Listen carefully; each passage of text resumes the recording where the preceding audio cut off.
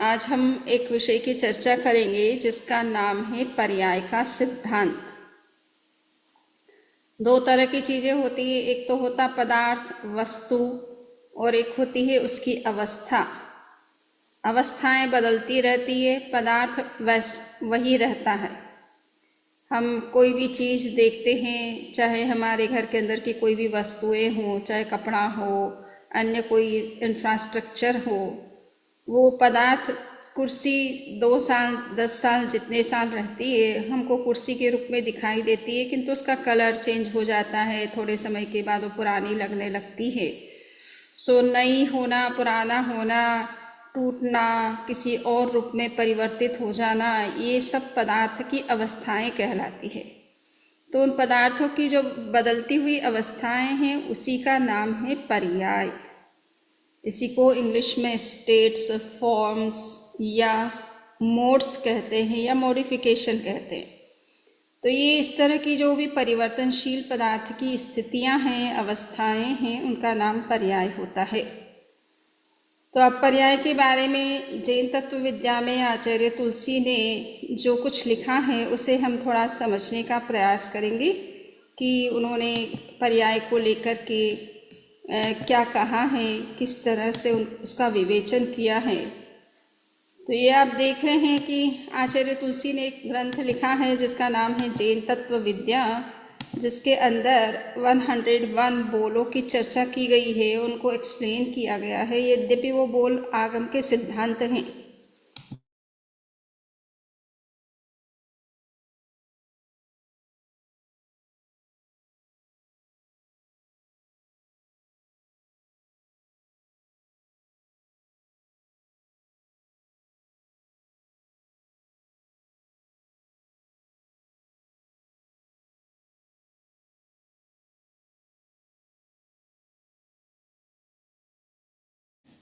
Sorry, हाँ, तो ये आप देख रहे हैं कि जैन तत्व विद्या का 6ठा बोल है पर्याय के 2 प्रकार। और मैंने जैसे कहा कि पर्याय का मतलब होता है पदार्थ की बदलती हुई अवस्थाएं। पानी है, पानी कभी भाप बन जाता है, कभी बर्फ बन जाता है, कभी द्रव यानी लिक्विड फॉर्म में पानी के रूप में हमको दिखाई देता है। तो ये पानी की 3 अवस्थाएं कहलाती है। पानी अपने आप में एक द्रव्य है, एक पदार्थ है, एक वस्तु है, एक एलिमेंट है। और भाप बनना या बर्फ बनना या लिक्विड फॉर्म में रहना, ये उसकी अवस्थाएं कहलाती है। तो पदार्थ हमेशा एक अवस्था में नहीं रहता है, वो बदलता रहता है, नई नई अवस्थाओं को धारण करता रहता है, पुरानी अवस्थाएं उसकी समाप्त होती रहती है। इसलिए जब बात हुई कि पर्याय को कैसे हम समझे, तो आचार्य तुलसी ने लिखा है पूर्व आकार के परित्याग और उत्तर आकार की उपलब्धि को पर्याय कहा जाता है। यानी पदार्थ की पूर्व अवस्था का समाप्त होना और नई अवस्था का उत्पन्न होना, ये पर्याय कहलाता है। तो एक प्रकार से पदार्थ में जो कुछ परिवर्तन होता है और उसके कारण से उसका जो स्वरूप बदलता रहता है, उसका रूप बदलता रहता है, उसकी अवस्थाओं में परिवर्तन होता रहता है, तो ये जो परिवर्तन है और जो नई अवस्थाएं उसके अंदर उत्पन्न होती रहती है, उसी का नाम है पर्याय। और मैंने पानी के उदाहरण से आपको समझाया कि किस तरह से पानी 3 रूपों में बदल जाता है। इसी तरह से आप कई दिनों से पुनर्जन्मवाद की घटनाएं सुन रहे हैं या पूर्व जन्म की घटनाएं सुन रहे हैं। तो ये पूर्व जन्म या पुनर्जन्म क्या है? जीव की जो पास्ट की अवस्था है वो उसके पूर्व जन्म कहलाते हैं, और जीव जो आगे भविष्य में क्या किस रूप में जन्म लेगा वो पुनर्जन्म के रूप में जाना जाता है, रीबर्थ के रूप में जाना जाता है। ये जीव की आने वाली एक नई अवस्था है, भविष्य में वो उस रूप में उत्पन्न होता है। तो इसलिए वो सारी अवस्थाएं, मनुष्य बनना, देव बनना, नारक बनना या तिर्यंच बनना, ये सारी जीव की अवस्थाएं कहलाती हैं। इनको जीव की पर्याय कहते हैं। इसलिए मनुष्य एक पर्याय है किसकी? आत्मा की। आत्मा एक द्रव्य है और मनुष्य होना ये उसकी एक पर्याय है, एक अवस्था है। कभी वो मनुष्य होती है, कभी वो तिर्यंच बन जाती है, यानी पशु, पक्षी, कीट, मक्खी, मच्छर, या जो भी नेचुरल 5 एलिमेंट्स है, पृथ्वी, पानी, अग्नि, वायु, वनस्पति, इन योनियों में जब जाती है तो उस रूप में वो परिणत हो जाती है, उस रूप में उसका परिवर्तन हो जाता है, उसकी अवस्थाएं बन जाती है। तो इसलिए ये सारी अवस्थाएं, यानी 84 लाख जीव योनि में जाना और 84 लाख जीव योनियों के अंदर लगभग 1,97 करोड़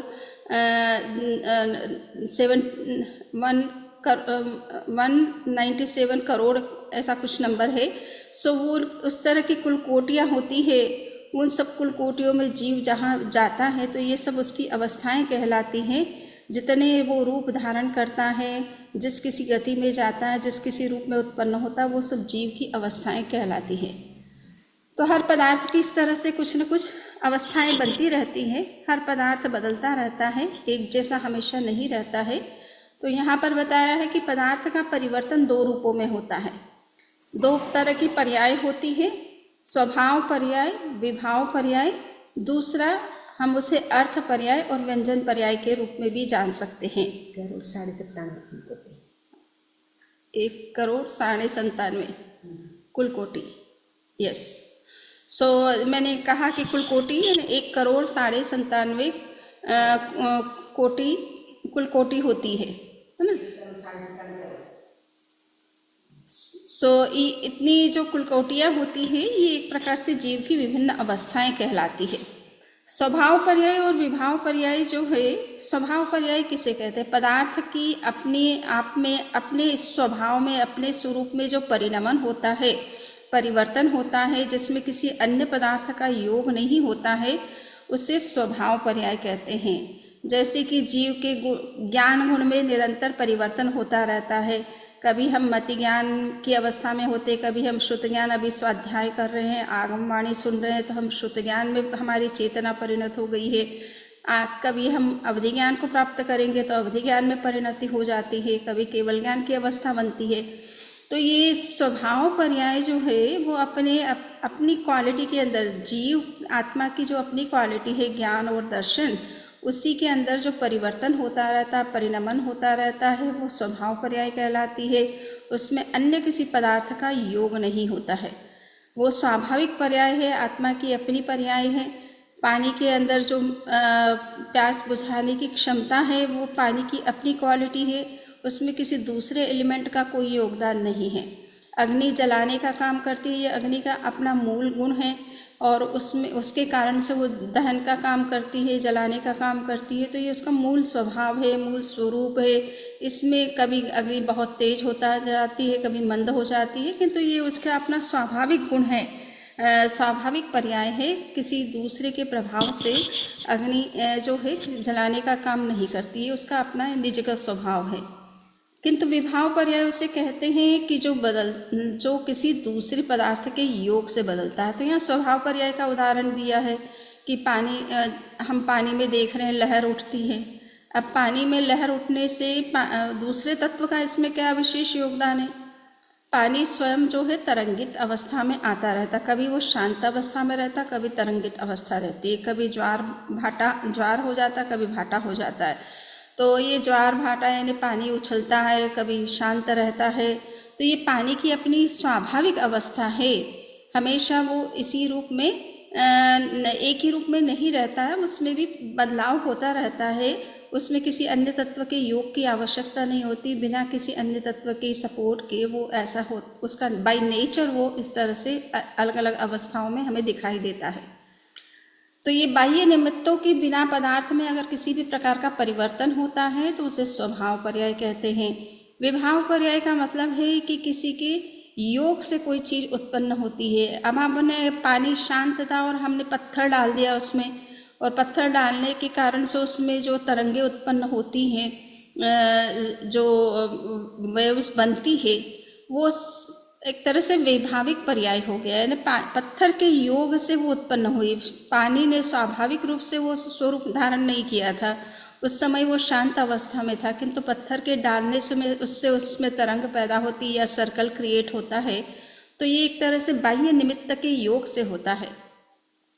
तो हमारे अंदर भी इस तरह से परिवर्तन होते रहते हैं। किसी ने कोई बात कही और हमारे मन में वो हम घर कर जाती है तो हमें क्रोध आ जाता है। तो ये वैभाविक पर्याय है। ये मोहनी कर्म के प्रभाव से जीव क्रोधित होता है, गुस्से में आता है, क्रोध में आता है। तो ये जो अवस्था बन रही है वो मोहनी कर्म के प्रभाव से बन रही है। किंतु शांत रहना ये जीव का अपना स्वभाव है। तो वो हमेशा, ज़्यादातर आप देखेंगे हम सब शांत ही रहते हैं। जब निमित्त मिलता है, परिस्थितियाँ कुछ इस तरह की जीवन में बनती हैं, तब हमारा मोहनी कर्म जो है एक्टिवेट हो जाता है। उसका प्रभाव हमारे ऊपर जब बढ़ता है तो हमें क्रोध, आवेश आ जाता है, या कुछ कभी कभी कोई गलत कदम भी उठ जाता है। तो ये कर्मों के प्रभाव के कारण से जीव की ऐसी अवस्था बनती है। शुद्ध रूप में जीव कभी भी कोई गलत काम नहीं करता है, कोई गलत स्टेप नहीं लेता है। तो बाह्य निमित्तों के द्वारा द्रव्य में जो भी परिवर्तन होता है उसे विभाव पर्याय कहते हैं। पर्याय के दो और रूप हैं जिसको हम कहते हैं अर्थ पर्याय और व्यंजन पर्याय। अर्थ पर्याय का मतलब होता है कि पदार्थ में होने वाली जो अव्यक्त, अनमैनिफेस्टेड जो चेंज होते हैं, या माइक्रो लेवल पर जो परिवर्तन होते हैं, सूक्ष्म स्तर पर जो परिवर्तन होते हैं, जिनको हम अपनी आंखों से नहीं देख पाते हैं, और वो हमेशा मोमेंट्री होते हैं। एक समय का जो परिवर्तन होता है, यानी एक समय के अंदर जो परिवर्तन होता है, वो अर्थ पर्याय कहलाता है। एक से अधिक समय का परिवर्तन जो है वो व्यंजन पर्याय कहलाता है। एक अवस्था वो होती है जो एक समय से ज़्यादा नहीं रहती, और एक अवस्था वो होती है जो अधिक लंबे समय तक रहती है, तो वो व्यंजन पर्याय कहलाती है।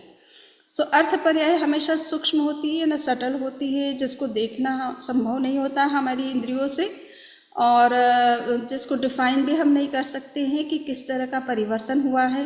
क्योंकि एक समय, एक मोमेंट के अंदर जो परिवर्तन होता है वो उसको एक तो आइडेंटिफाई करना ही मुश्किल है, उसको परिभाषित करना ही मुश्किल है, उसे समझाना मुश्किल है। ना वो हमें दिखाई देता है कि कितना परिवर्तन हुआ, किस रूप में परिवर्तन हुआ है। हम सुबह से शाम हमारा चेहरा कांच में देखते हैं, और शाम को भी हमें लगता है कि हम तो वैसे ही हैं जैसे सुबह दिख रहे थे।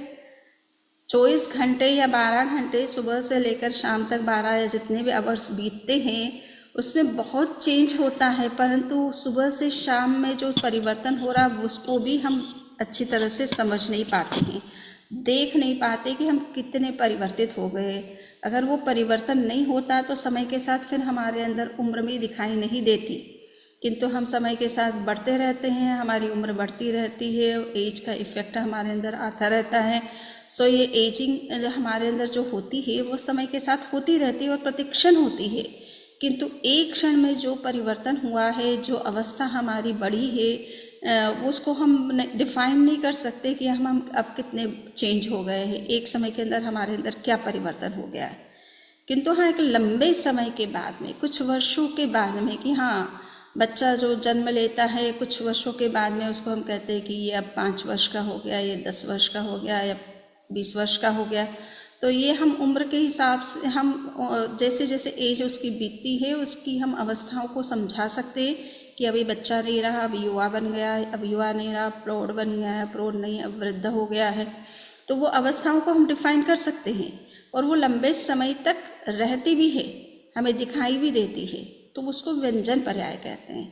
जो पर्याय हमें दिखाई नहीं देती, सूक्ष्म होती है, और जिससे एक आकार में परिवर्तन होता ज़रूर है, किंतु ऐसा लगता है कि प्रथम मोमेंट में जो पदार्थ जैसा था, सेकेंड मोमेंट में भी हमें वो वैसा ही दिखाई देता है। लगता नहीं कि कुछ बदला है क्या। एक मोमेंट का चेंज इतना स्लाइट चेंज होता है, इतना कम परिवर्तन होता है कि उसे हम समझ ही नहीं पाते कि कोई बदला है क्या। पदार्थ हमें वैसा ही दिखता है। जैसा मैंने आपसे कहा कि सुबह से शाम में भी बहुत सारे मोमेंट्स निकल जाते हैं और कितना चेंज हो जाता है व्यक्ति, फिर भी हम उसे नहीं पहचान पाते हैं कि सुबह से शाम में हमें क्या बदलाव हुआ। तो एक मोमेंट के चेंज को समझना, बताना तो बहुत ही मुश्किल काम होता है, और इसको आम व्यक्ति तो देख ही नहीं सकता है। एक मोमेंट के चेंज को उसको देखने में ही असंख्य समय लगते हैं, समझने में असंख्य समय लगते हैं, बताने में असंख्य समय लगते हैं। तो एक समय तो उसके हाथ से ऐसे ही निकल जाता है, उसको देखना उसके लिए संभव ही नहीं है। हाँ, जो केवल ज्ञानी होते हैं, उच्च कोटि के योगी होते हैं, वो एक क्षण के अंदर होने वाले परिवर्तन को देख पाते हैं और वो समझ लेते हैं कि क्या परिवर्तन हुआ, कितना हुआ। किंतु आम व्यक्ति उसे देख भी नहीं सकता है, डिफाइन भी नहीं कर सकता है। और वो हमेशा वर्तमानवर्ती होता है ना, एक क्षण का होता है। वर्तमान क्षण में जो पदार्थ की अवस्था होती है, वर्तमान क्षण में पदार्थ जिस रूप में रहता है, उसी का नाम अर्थ पर्याय है। किंतु व्यंजन पर्याय लॉन्ग टर्म की होती है।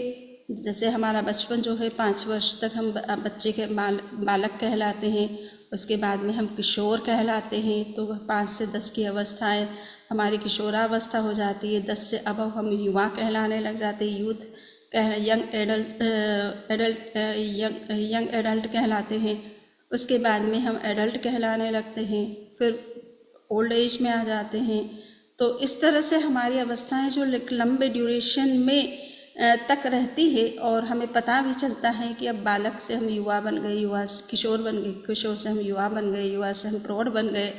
तो ये इस तरह का जो परिवर्तन हम देख पाते हैं, और वो परिवर्तन लंबे समय तक दिखाई भी देता है उस पदार्थ के अंदर, वो स्थूल परिवर्तन कहलाता है, मैक्रो लेवल का चेंज कहलाता है। और उसको हर कोई व्यक्ति समझ सकता है, हर कोई बता सकता है कि ये बालक है, कि किशोर है, कि युवा है, कि प्रौढ़ है, कि वृद्ध है। पानी की जो अवस्था है, कि बर्फ की अवस्था है, कि भाप की अवस्था है, या लिक्विड द्रव के रूप में अवस्था है, तो इसको डिफाइन करना संभव है। किंतु पानी हमारे सामने रखा हुआ है, और एक मोमेंट में उसकी क्या चेंज हुआ ये हम नहीं बता सकते। उसकी ऐसी कोई अवस्था नहीं है जिसको हम देख पाते हैं। तो ये जो व्यंजन पर्याय है वो त्रैकालिक होती है। त्रैकालिक यानी हम 10 वर्ष तक मान लीजिए युवा दिखाई देते, या 20 वर्ष या 25 वर्ष तक, 30 वर्ष तक हम युवा दिखाई दे रहे। तो जितने वर्ष हमारी युवावस्था के निकल गए वो पास्ट हो गया हमारा। प्रेजेंट में भी हम युवा रूप में दिखाई दे रहे, युवक रूप में दिखाई दे रहे हैं, और फ्यूचर में भी हमारे कुछ वर्ष अभी हैं जब तक हम युवा के रूप में दिखते हैं। तो ये त्रैकालिक होती है। इसका संबंध पास्ट, प्रेजेंट और फ्यूचर तीनों काल के साथ में होता है। जबकि अर्थ पर्याय केवल वर्तमान क्षण में होती है। वर्तमान क्षण बीत जाने पर वो अर्थ पर्याय समाप्त हो जाती है। और व्यंजन पर्याय को हमारे लिए बताना, डिफाइन करना संभव होता है। हम बता सकते हैं कि ये चाइल्डहुड है, कि ये यंग एज आ गई है, या ये एडल्ट की उम्र में ये व्यक्ति पहुंच गया है, या ओल्ड एज आ गई है। तो इस तरह से हम उसको डिफाइन कर सकते हैं। इसलिए व्यंजन पर्याय को मैनिफेस्टेड मोड कहा जाता है, मैनिफेस्टेड फॉर्म या स्टेट कहा जाता है, और अर्थ पर्याय को अनमैनिफेस्टेड मोड या स्टेट या फॉर्म कहा जाता है। तो ये दोनों तरह की अवस्थाएं हर पदार्थ में निरंतर होती रहती। प्रतिक्षण हम बदल रहे हैं, इसलिए अर्थ पर्याय भी हमारे अंदर हो रही है। और वो अर्थ पर्याय एक लंबे समय के बाद में एक बड़ा चेंज हमको दिखाई, उसके कारण से हमको दिखता है, और उसको हम व्यंजन पर्याय कहते हैं। हम एक 5 ईयर्स के बाद में हम अपने आप को किशोर कहने लग जाते हैं, या उसके बाद की अवस्था में हम अपने आप को युवा कहने लगते हैं। तो ये व्यंजन पर्याय जो होती है ये शब्दों के द्वारा बताई जा सकती है, लॉन्ग टाइम तक रहती है, और इसका पास्ट, प्रेजेंट, फ्यूचर तीनों से संबंध रहता है। इसको जानना सबके लिए संभव होता है, बाकी अर्थ पर्याय को हम नहीं जान सकते हैं। अब प्रश्न आता है कि ये जो भी परिवर्तन होता है, ये परिवर्तन किसमें, द्रव्य के अंदर होता है, गुणों के अंदर होता है, या केवल द्रव्य के अंदर होता है? तो भगवान महावीर ने उत्तराध्ययन सूत्र में ये कहा है कि लक्षणम पज्यमानम तो उभो अस्या भवे, अर्थात पर्याय जो है द्रव्य और गुण के आश्रित होती है, डिपेंडेंट होती है। इन्हें पदार्थ के अंदर भी परिवर्तन होता है, और उसकी क्वालिटीज़ के अंदर भी परिवर्तन होता है। हमारा ज्ञान समय के साथ बढ़ता रहता है, अनुभव के साथ भी बढ़ता रहता है, उम्र के साथ भी बढ़ता रहता है, एजुकेशन के साथ भी बढ़ता रहता है।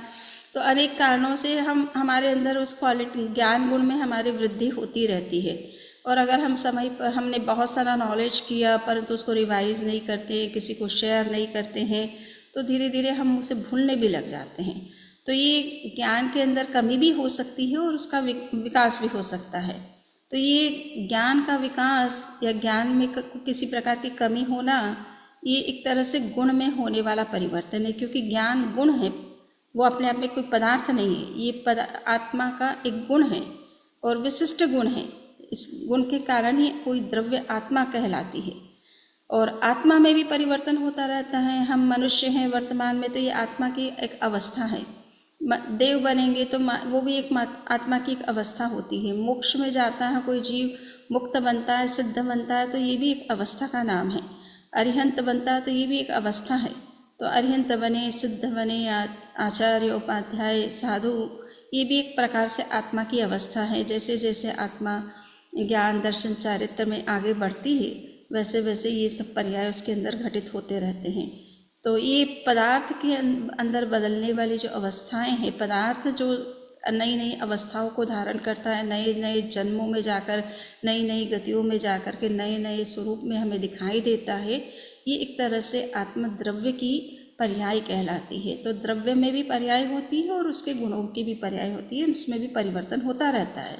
हमारे ज्ञान में परिवर्तन होता है, हमारे दर्शन गुण में परिवर्तन होता रहता है, हमारी बॉडी के कलर्स चेंज होते रहते हैं। कभी हम बहुत गोरे दिखते हैं, कभी काले दिखते हैं, कभी मोटे हो जाते हैं, कभी पतले हो जाते हैं, तो कभी बहुत स्वस्थ नज़र आते हैं, कभी रुग्ण नज़र आते हैं। तो ये सारी हमारी अवस्थाएं हैं जो द्रव्य के अंदर हो रही है एक्चुअल में, और साथ साथ में गुणों में भी परिवर्तन हो रहा है, यानी कलर हमारा चेंज हो रहा है। तो एक शरीर का कलर अपने आप में शरीर का एक गुण है। तो ये उस शरीर की जो ब्यूटी है वो भी अपने आप में एक गुण है। युवावस्था में जितने व्यक्ति सुंदर दिखता है, ओल्ड एज में उतना सुंदर नज़र नहीं आता है। तो ये सौंदर्य की कमी होना, ये उसके गुण की कमी है एक तरह से। तो ये पदार्थ में और द्रव्य गुण में, दोनों में परिवर्तन होते रहते हैं, दोनों की नई नई अवस्थाएं बनती रहती है, पुरानी अवस्थाएं नष्ट होती रहती हैं। सो ये परिवर्तित होने वाली सारी अवस्थाएं गुण कहलाती है, पर्याय कहलाती है। तो आज हमने ये समझने का प्रयास किया है कि पर्याय किसे कहते हैं। पर्याय एक तरह से पदार्थ की बदलती हुई अवस्थाओं का नाम है, और वो अवस्थाएं एक नहीं अनंत होती है। एक जन्म में ही हम अनंत पर्याय को धारण कर लेते हैं, क्योंकि प्रतिक्षण हमारे अंदर परिवर्तन हो रहा है, अर्थ पर्याय निरंतर हमारे अंदर घटित हो रही है। तो हम प्रतिक्षण बदल रहे हैं, एक दिन के अंदर हजारों लाखों करोड़ों बार हम बदल जाते हैं, क्योंकि एक मिनट के अंदर भी असंख्य क्षण बीत जाते हैं। तो हमारी काउंटिंग ही नहीं है, करोड़ों तो क्या हम ये कहेंगे, अनंत बार हम बदल जाते हैं, उसकी काउंटिंग करना ही मुश्किल है। तो एक जीवन में कितनी बार हम बदलते हैं, कई जन्मों में हम कितना बदल जाते हैं। तो ये जो बदलाव है, परिवर्तन है, इसी का नाम पर्याय है। तो आज मैंने गुरुदेव तुलसी की ग्रंथ जैन तत्व विद्या के अंतर्गत जो चौथा भाग में चौथे वर्ग के छठे बोल के अंदर जो पर्याय की चर्चा की है, उसको मैंने संक्षेप में समझाने का प्रयास किया है। अगर किसी का कोई प्रश्न है तो पूछ सकते हैं।